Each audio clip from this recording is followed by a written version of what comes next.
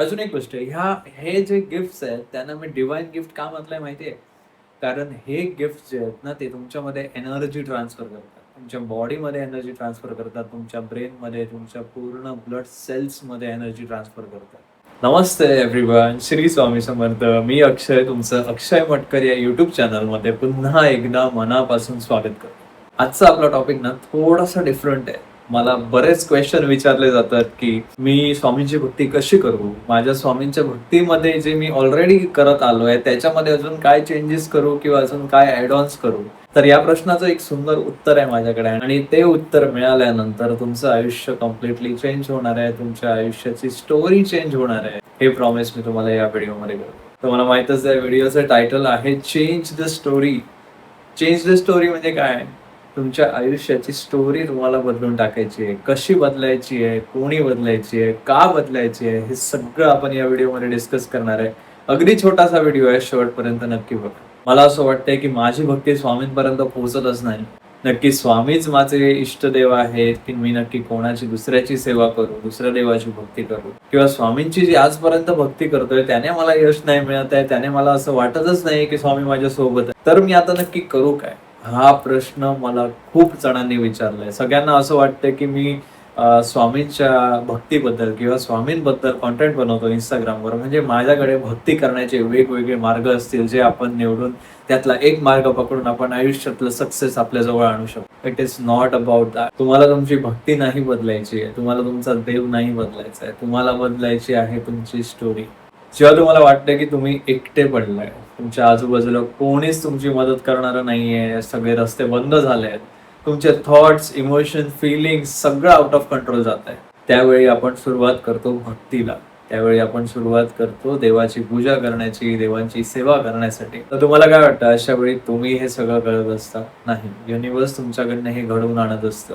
देव स्वतः तुम्हाला निवडतात त्यांची सेवा करण्यासाठी. त्यामुळे देव तर सोबत आहेतच. जर तुम्ही स्वामींची भक्ती करताय तर तो स्वामींचा प्लॅन आहे, तुमचा प्लॅन नाही आहे तो. स्वामींची इच्छा आहे म्हणून तुम्ही मठात जाताय, तुम्ही पारायण करताय, तुम्ही स्वामींचं नाम जप करताय, ध्यान करताय, बाकी सगळ्या गोष्टी करताय ज्या स्वामींच्या जवळ पोहोचण्यासाठी केल्या जातात. त्यामुळे तुम्हाला त्या बाबतीत डाऊट घेण्याची गरज नाहीये की माझी भक्ती अपूर्ण आहे किंवा माझी भक्ती मध्ये मला काहीतरी बदल करण्याची गरज आहे. एक गोष्ट कायम लक्षात ठेवा, जर तुम्ही स्वामींकडे रनिंग रेसवाला मेडल मागितलात ना, तर स्वामी तुम्हाला रनिंग शूज देतील, तुम्हाला मेडल नाही मिळणार. तुम्हाला स्वामी मेडल नाही देणार आहे. पण तुम्ही विचार करत राहता स्वामी मला मेडल कधी देतील.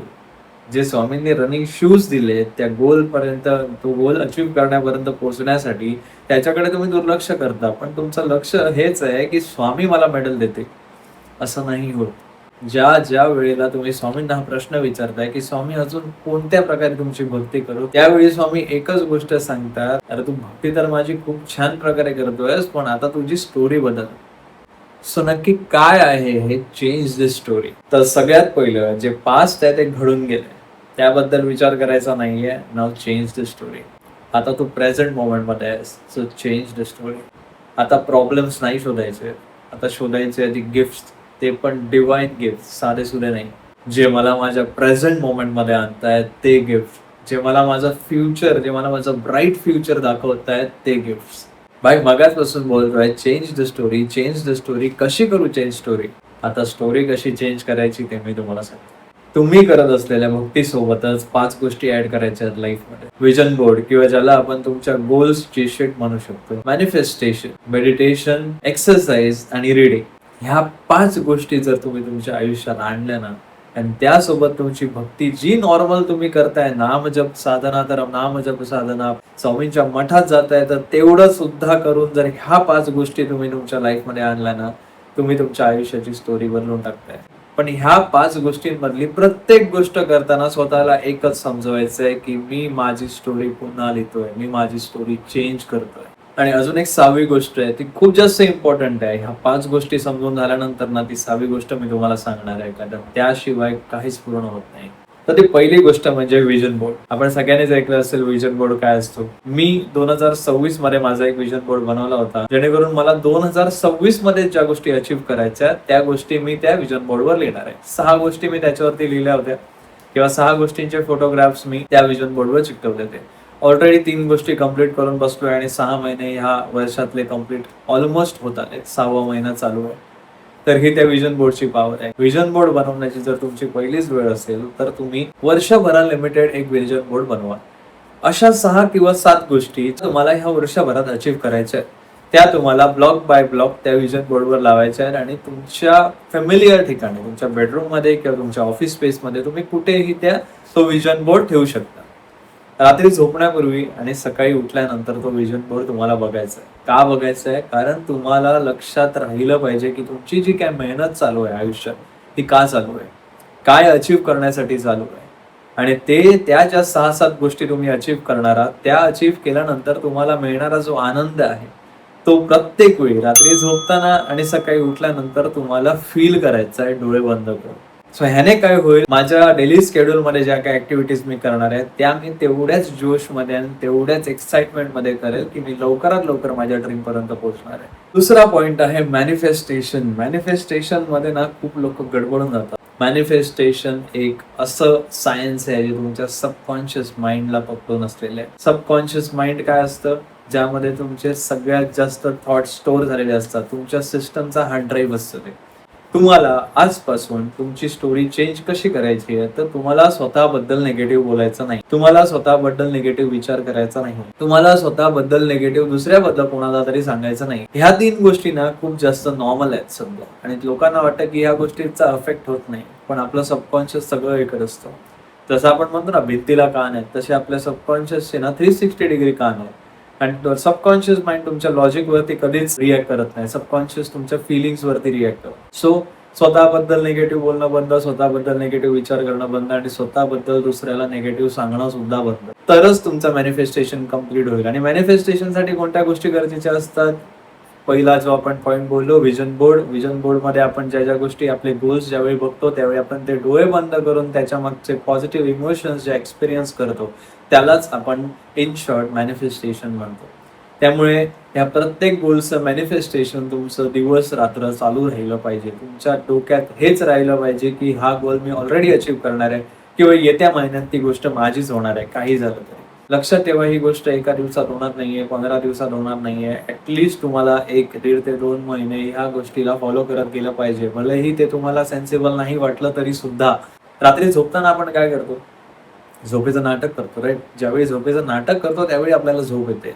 तसंच मॅनिफेस्टेशन आहे. जोपर्यंत तुम्ही नाटक करत नाही की ती गोष्ट माझीच आहे, तोपर्यंत युनिव्हर्स ती गोष्ट तुमच्यापर्यंत पोहोचवणार नाही. आणि ज्यावेळी तुम्ही ते नाटक करायला लागता की ही गोष्ट माझीच आहे, त्यावेळी युनिव्हर्स तुमच्या मागे कामाला लागतं. त्यावेळी युनिव्हर्स ती गोष्ट तुमच्यापर्यंत पोहोचवण्यासाठी पूर्णपणे हेल्प करतं तुम्हाला. त्या मॅनिफेस्टेशन बद्दल मी ऑलरेडी एक व्हिडिओ बनवलेला आहे, तो तुम्ही नक्की माझ्या चॅनलवरती बघा. तिसरा पॉइंट आहे मेडिटेशन, ध्यान, ज्याच्याबद्दल मी सगळ्यात जास्त बोलत असतो. आपल्याला ना आपल्या लाईफची स्टोरी का बदलणे गरजेचं आहे? कारण जे काही स्टोरी आपली चालू आहे त्याने काही आपलं चांगलं होत नाही, त्याने जे एक्सपेक्टेड रिझल्ट आहेत ते मिळत नाही. त्यामुळे आपल्याला स्टोरी बदलणं गरजेचं आहे. आणि स्टोरी बदलणं म्हणजे तुमचे हावभाव बदलणं, तुमच्या सवयी बदलणं, तुमचे पॅटर्न्स बदलणं. पण ते पॅटर्न्स तेव्हाच बदलतील ज्यावेळी तुमचं हे डोकं जे आहे ते शांत राहील. आणि त्या डोकं शांत करण्यासाठी आपल्याला काय केलं पाहिजे? रोज 10 मिनिटं शांत डोळे बंद करून बसलं पाहिजे. त्यालाच आपण मेडिटेशन म्हणतो, त्यालाच आपण ध्यान म्हणतो, बरेच शब्द आहेत त्याला. पण आपण त्याला एवढंच बोलूया की आपल्याला सकाळी उठल्यानंतर 10 मिनिटं शांत बसायचं आहे. थॉट्स येतात, येऊ द्या, काही प्रॉब्लेम नाही. आपलं ह्युमन ब्रेन डिझाईनच तसं झालंय की त्याच्यामध्ये थॉट्स येणारच आहे. रात्री झोपायच्या आधी 10 मिनिटं, सकाळी उठल्यानंतर 10 मिनिटं. जेवढं शक्य होईल तेवढं सगळ्यात जास्त उठा. तरच तुम्हाला ते जे डिवाइन गिफ्ट बद्दल मी बोललोय आणि ज्याच्याबद्दल आपण थोड्याच वेळात डिस्कस करणार आहे, ते तुम्हाला पहिलं गिफ्ट मिळून जाईल. त्याच्याबद्दल आपण थोड्या वेळातच चर्चा करूया. पण coming back to the point, ध्यान करणं खूप इम्पॉर्टंट आहे. ही तिसरी गोष्ट झाली. चौथी गोष्ट आहे एक्सरसाइज. तुमच्या बॉडीला एक्सरसाइजची खूप जास्त गरज आहे, कारण तुमच्या एक्सरसाइज करण्यावरती तुमचं शरीर मजबूत बनू शकतं. आणि मजबूत शरीर जे कॉन्फिडन्स देतं ना, ते कोणतीच गोष्ट देऊ शकत नाही. एखादा पैसा नसलेल्या माणसाला सुद्धा जर त्याचं शरीर मजबूत असेल, ते पैसा कमवण्यासाठी कॉन्फिडन्स देऊ शकतो. त्यामुळे मजबूत शरीर आणि शांत डोकं, हा जर कॉम्बिनेशन तुमच्यापर्यंत आला ना, तर तुमच्या आयुष्याची स्टोरी इझिली बदलून जाईल, स्मूथली बदलून जाईल. आणि 5वा पॉइंट आहे वाचन. वाचन तुमच्या आयुष्यात असलंच पाहिजे. स्वतःची लायब्ररी बनवा. कोणतीही पुस्तकं वाचा. तुम्ही स्टोरी टेलिंग वाचा, तुम्ही ऑटोबायोग्राफीज वाचा, तुम्ही ध्यानाच्या रिलेटेड स्पिरिच्युअल बुक्स वाचा, तुम्ही फनी बुक्स वाचा, इन्फॉर्मेटिव्ह बुक्स वाचा, पण तुम्ही वाचणं सुरू करा. स्वामींचे बघतात, स्वामींबद्दल वाचायला सुरू करा. दत्त महाराजांचे बघतात, दत्त महाराजांबद्दल वाचायला सुरू करा. ज्यावेळी तुम्ही वाचायला सुरू करता ना, त्यावेळी तुमचं ब्रेन इझिली डिस्ट्रॅक्टेड गोष्टींकडे हळूहळू कमी वळायला सुरू होते. रोज दिवसाच्या ठराविक टाइम किंवा तर रात्री झोपायच्या अगोदर बेस्ट टाइम असतो रीडिंग करण्यासाठी. कारण त्यामुळे तुमची झोप पण छान येते तुम्हाला. आणि दुसरी गोष्ट म्हणजे तुम्ही वेगळे डूम स्क्रोलिंग करून झोपल्यानंतर जे डिस्ट्रॅक्शन येतं ते पण निग्लेक्ट होऊन जातं. महिन्याभरानंतर तुम्हाला असं वाटेल की रीडिंग मध्ये कधी टाइम जातो कळत नाहीये. आणि त्यातून तुम्हाला नॉलेज पण मिळतंय, त्यातून तुम्ही डिस्ट्रॅक्ट नाही होता, तुमचं ब्रेन शार्प होत आहे. त्यामुळे ह्या 5 गोष्टी ज्या आहेत त्या तुम्हाला डोक्यात ठेवायच्या आहेत आणि त्या 5 गोष्टी तुमच्या आयुष्यात आणायचे आहेत. ऑलमोस्ट आपण या पॉइंटमध्ये बरीच चर्चा केलेली आहे आणि आता आपण बोलणार आहोत त्या 6व्या पॉइंटबद्दल. तो 6वा पॉइंट नक्की आहे काय, ज्याने तुम्ही तुमच्या आयुष्याची स्टोरी कम्प्लिटली बदलून टाकाल. तर तो 6वा पॉइंट आहे जर्नलिंग. जर्नलिंग म्हणजे एक कोरा कागद आणि पेन घेऊन लिहिणं. तर नक्की काय लिहायचं आहे? Write down the good things, write down your plans, write down your affirmations, write down your schedule, write down everything. माझ्याकडे एक वेळ फोन हातात नसेल पण माझी डायरी आणि माझं पेन नेहमी सोबत असतं, कारण त्यानेच मी माझ्या आयुष्याची स्टोरी बदललेली आहे. डायरी आणि पेन स्वतःकडे ठेवणं म्हणजे स्वतःचं आयुष्य लिहिणं. ज्यावेळी तुम्ही स्वतःचं आयुष्य लिहिता ना, त्यावेळी आयुष्यात जे बदल घडतात ते लॉंग टर्म असतात, ते इफेक्टिव्ह असतात आणि ते तुमच्यासाठी परफेक्ट बदल असतात. सो दिवस संपल्यानंतर, जेवून झाल्यानंतर फायनली ज्यावेळी तुम्ही तुमच्या बेडवर येता, त्यावेळी तुमच्या हातात आली पाहिजे तुमची डायरी आणि तुमचं पेन. ज्या ज्या गोष्टी तुमच्यासोबत चांगल्या घडल्या आहेत त्या 2-3 गोष्टी तुम्ही लिहून काढा. त्यानंतर दुसऱ्या दिवशी तुम्हाला काय करायचं ते प्लॅन्स लिहून काढा. तुमचे विजन, तुमचे जे गोल्स आहे तुम्ही तुमच्या विजन बोर्डवर लावले ते पुन्हा एकदा लिहून काढा. असं लिहून काढा की ते गोल तुम्ही ऑलरेडी अचीव्ह केलेले आहात. तुमच्या बरोबर घडलेल्या चांगल्या गोष्टींसोबतच ज्या काही गोष्टी अशा घडल्या जेणेकरून तुम्हाला तुमच्यामध्ये इम्प्रूव्हमेंट करण्याची गरज आहे त्या गोष्टी लिहून काढा. ह्याने काय होईल, तुमच्या ब्रेनला सवय होईल की मला रोज रात्री झोपताना माहिती आहे की मला उद्या काय करायचंय. मला वीकेंडला झोपताना कळेल की मला या पुढच्या आठवड्याभरात काय करायचंय. मला मंथ एंडला झोपताना कळेल की मला या पुढच्या महिन्याभरात काय करायचंय. सो जर्नलिंग त्यासाठी इम्पॉर्टंट आहे जेणेकरून तुम्हाला तुमच्या गोल्स बद्दल, तुमच्या पुढच्या ऍक्शन्स बद्दल क्लॅरिटी येईल. त्यामुळे हे 6 पॉइंट नेहमी लक्षात ठेवा. हे 6 पॉइंट आजच तुमच्या लाईफमध्ये इम्प्लिमेंट करा आणि महाराजांची भक्ती सुद्धा करा. आता आपण बोलूया जे आपण मगाशी डिस्कस केलं होतं. मी जेव्हा तुम्हाला सांगितलं की आपल्या आयुष्यात आपण आता फोकस प्रॉब्लेम्सवर नाही करायचं आहे, आपण आपल्या आयुष्यात फोकस करायचं आहे त्या डिवाइन गिफ्ट्सवर जे आपल्याला रोज मिळत आहेत, ज्यांच्यावर आपल्याला फोकस करायचं आहे, जे आपण प्रॉब्लेम्स शोधता शोधता विसरूनच गेलोय. अजून एक गोष्ट, हे जे गिफ्ट्स आहेत त्यांना मी डिवाइन गिफ्ट का म्हटलंय माहितीये? कारण हे गिफ्ट जे आहेत ना ते तुमच्यामध्ये एनर्जी ट्रान्सफर करतात, तुमच्या बॉडीमध्ये एनर्जी ट्रान्सफर करतात, तुमच्या ब्रेनमध्ये, तुमच्या पूर्ण ब्लड सेल्समध्ये एनर्जी ट्रान्सफर करतात. म्हणूनच मी त्याला डिवाइन गिफ्ट हा शब्द दिलेला आहे. स्वामींकडून आलेले गिफ्ट असा शब्द दिलेला आहे. तर त्यातलं पहिलं गिफ्ट आहे सकाळचा सूर्य. सकाळचा मॉर्निंगचा उगवता सूर्य हा तुमच्यासाठी सगळ्यात मोठं डिवाइन गिफ्ट आहे. मला ह्या गोष्टीची खूप लेट जाणीव झाली आहे, पण ज्या दिवसापासून मी हे गिफ्ट ॲक्सेप्ट करायला शिकलोय त्या दिवसापासून माझ्या आयुष्यात खरे बदल घडणं सुरू झालंय. दुसरं गिफ्ट आहे पिण्याचं पाणी. की पाण्यामध्ये सगळ्यात जास्त एनर्जी असते. एक प्रयोग सांगतो, नक्की करून बघा. 21 दिवस करून बघा, ठीक आहे? रात्री झोपताना 1 ग्लास पाणी घ्यायचं आहे आणि जे काय तुमचं गोल आहे, XYZ तुमचं गोल असेल, ठीक आहे? XYZ गोल माझा कंप्लीट झालेला आहे आणि मी खूप जास्त खुश आहे ते कंप्लीट झाल्यामुळे आणि मी त्या पूर्णपणे त्याचा उपभोग घेत आहे आणि ते पाणी प्या आणि झोपा. याने लिटरली एनर्जी ट्रान्सफर होते. तुम्हाला असं वाटत असेल तर तुम्ही गुगलवरती, यूट्यूबवरती वॉटर एनर्जी किंवा वॉटर थेरपी सर्च करून बघा. तुम्हाला नक्की कळेल की पाणी म्हणजे काय मॅजिक आहे. त्यामुळे ज्या ज्यावेळी पाणी प्याल ना त्या त्यावेळी काहीतरी चांगला विचार करून पाणी प्या. ती एनर्जी तुमच्यामध्ये ट्रान्सफर होईल आणि युनिव्हर्स ती गोष्ट तुमच्यापर्यंत पोहोचवण्यासाठी कामाला लागेल. तिसरी गोष्ट आहे पुन्हा एकदा रनिंग किंवा एक्सरसाइज आहे. कोणत्याही प्रकारची एक्सरसाइज असेल, रनिंग असेल, वेट ट्रेनिंग असेल, योगा असेल, स्विमिंग असेल, स्पोर्ट्स असेल कोणता तरी, तर हे सुद्धा एक डिवाइन गिफ्ट आहे. ज्यावेळी आपण एखादी फिजिकल ऍक्टिव्हिटी करत असतो ना त्यावेळी आपल्या डोक्यामध्ये फक्त पॉझिटिव्ह थॉट्स असले तर ती पॉझिटिव्ह एनर्जी आपल्या पूर्ण बॉडीमध्ये ट्रान्सफर होते. आजकाल बघतो जिममध्ये एक फालतू ट्रेंड चालू आहे. ब्रेकअपचे गाणे लावा. कुठल्यातरी ब्रेकअप झालेल्या पोरीचा विचार करत करत वर्कआउट करा आणि त्यानंतर एकदम जोशमध्ये या. ह्यामुळे तुम्ही जोशमध्ये नाही येतात. ह्यामुळे तुम्ही सबकॉन्शियस माइंडला सांगताय की तुम्ही किती जास्त वीक आहात. किती जास्त एक पर्सनॅलिटी तुम्हाला वीक बनवू शकते याचा तुम्ही पुन्हा पुन्हा पुन्हा पुन्हा तुमच्या सबकॉन्शियसला आठवण करून देतात. इन्स्टेड ऑफ दॅट मी जे सांगतो ते करून बघा. ज्यावेळी जिममध्ये जाल किंवा ज्यावेळी एखादी एक्सरसाइज चालू कराल ना, त्यावेळी स्वतःचे ड्रीम्स कंप्लीट झालेलं तुम्ही व्हिज्युअलाइज करा. जे काही तुमचे मटेरियलिस्टिक गोल असेल, तुमचं घर असेल, तुमची गाडी असेल, किंवा एखादं घड्याळ असेल, एखादा फोन असेल, ह्या प्रत्येक गोष्टी ना डोक्यातल्या डोक्यात व्हिज्युअलाइज करायच्या आहेत की ह्या कंप्लीट झालेल्या आहेत आणि मी ते एन्जॉय करतोय, मी ते सेलिब्रेट करतोय. ह्या एका व्हिज्युअलायझेशनमध्ये, ह्या इमॅजिनेशनमध्ये कधीतरी वर्कआउट करून बघा.